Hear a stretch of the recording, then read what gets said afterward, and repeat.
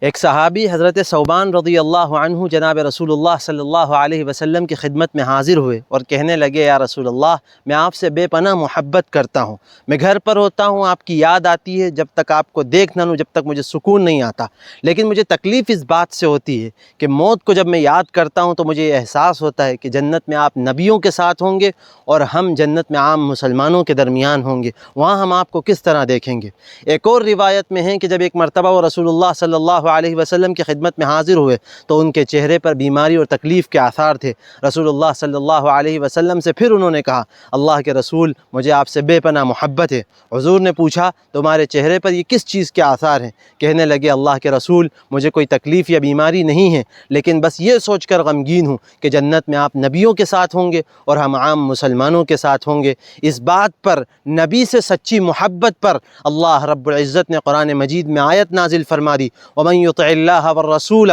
فَأُولَٰئِكَ مَعَ الَّذِينَ أَنْعَمَ اللَّهُ عَلَيْهِم مِّنَ النَّبِيِّينَ کہ جو انسان اللہ اور اللہ کے رسول کی اطاعت کرے گا وہ جنت میں نبیوں کے ساتھ ہوگا۔